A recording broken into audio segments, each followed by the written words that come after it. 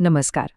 आपण सगळ्यांनीच कधी ना कधी प्रतिजैविकं म्हणजेच अँटीबायोटिक्स घेतली असतील, बरोबर? पण या लहानशा गोळ्यांमागे जी एक मोठी क्रांती दडलेली आहे त्याबद्दल फारसा विचार केला जात नाही. चला, या स्रोताच्या आधारे हा विषय एकदम सोप्या भाषेत समजून घेऊया. हो, क्रांती हा शब्द इथे अगदी परफेक्ट बसतो. विचार करा, 20व्या शतकात अँटीबायोटिक्सचा शोध लागण्याआधी एक साधंसं इन्फेक्शनसुद्धा जीव घेणं ठरू शकत होतं. पण ह्या एका शोधाने मानवाच्या आरोग्याचं चित्रच कायमचं बदलून टाकलं. आणि या क्रांतीचा एक ठोस पुरावा म्हणजे क्षयरोग, म्हणजे आपला टीबी. एकेकाळी किती भयंकर मानला जायचा हा आजार.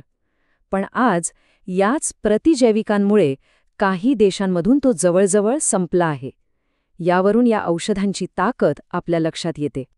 पण मग ही क्रांतिकारी औषधं नक्की आहेत तरी काय?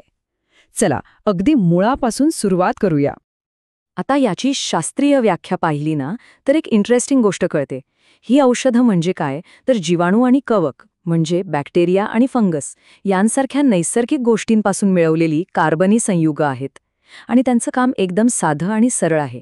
आपल्या शरीरातल्या हानिकारक सूक्ष्मजीवांना नष्ट करणं किंवा त्यांची वाढ थांबवणं. तर याची काही खास वैशिष्ट्ये आहेत. ही औषधं निसर्गातच म्हणजे जीवाणू आणि कवकांमध्ये सापडतात. ती मेनली बॅक्टेरियावर हल्ला करतात, पण कधीकधी आदिजीवांसारख्या इतर सूक्ष्म शत्रूंनाही संपवू शकतात. आणि हा सगळा शोध लागला 20व्या शतकात, ज्याने मेडिकल सायन्सला एक नवी दिशा दिली. पण एक गोष्ट लक्षात ठेवली पाहिजे की सगळी अँटीबायोटिक सारखी नसतात. संसर्गाशी लढण्यासाठी त्यांच्या 2 मुख्य स्ट्रॅटेजी आहेत. असं समजा की उपचारांसाठी तयार ठेवलेलं एक खास शस्त्रागारच आहे हे. हा फरक समजून घेण्यासाठी आहे ना, शॉटगन विरुद्ध स्नायपर रायफल हे उदाहरण एकदम मस्त आहे. जेव्हा डॉक्टरांना नक्की कोणता बॅक्टेरिया संसर्ग करतोय हे माहीत नसतं, तेव्हा ते शॉटगनसारखं विस्तृत क्षेत्र प्रतिजैविक वापरतात, जे अनेक प्रकारच्या बॅक्टेरियावर एकदम हल्ला करतं. पण जेव्हा शत्रू कोण आहे हे पक्क माहीत असतं, तेव्हा स्नायपर रायफलसारखं मर्यादित क्षेत्र प्रतिजैविक वापरलं जातं, जे फक्त आणि फक्त त्या विशिष्ट बॅक्टेरियालाच लक्ष्य करतं. आता हे प्रॅक्टिकली कसं दिसतं? जेव्हा रोगजंतू अज्ञात असतो तेव्हा अँपिसिलिनसारखी विस्तृत क्षेत्र प्रतिजैविकं दिली जातात. पण एकदा का शत्रू ओळखला गेला की मग पेनिसिलिनसारखं अचूक शस्त्र वापरलं जातं. मग डॉक्टर प्रत्यक्ष उपचारांमध्ये हे योग्य साधन निवडतात कसं? यामागे एक विचारपूर्वक आखलेली स्ट्रॅटेजी असते. तर मग मूळ प्रश्न हाच आहे की डॉक्टर शॉटगन वापरायची की स्नायपर रायफल हे नक्की ठरवतात तरी कसं? यामागे एक स्पष्ट निर्णय प्रक्रिया आहे. ही प्रक्रिया 3 सोप्या पायऱ्यांमध्ये विभागलेली आहे. पहिली पायरी, लक्षणं दिसू लागतात पण आजाराचं नेमकं कारण अस्पष्ट असतं. दुसरी आणि सगळ्यात महत्त्वाची पायरी, वेगवेगळ्या टेस्ट करून नेमका तो रोगजंतू ओळखला जातो. आणि मग येते शेवटची 3री पायरी.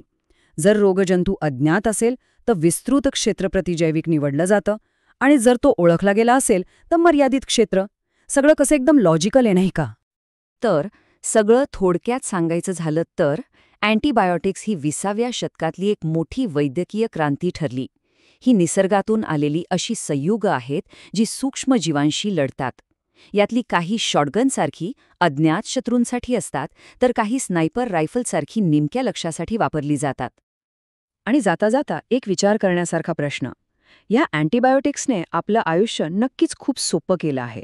पण जसजसा त्यांचा वापर वाढत आहे तसतसं या सूक्ष्म जंतूंविरुद्धच्या आपल्या लढाईत पुढचं मोठं आव्हान काय असेल, हा एक महत्त्वाचा प्रश्न आहे.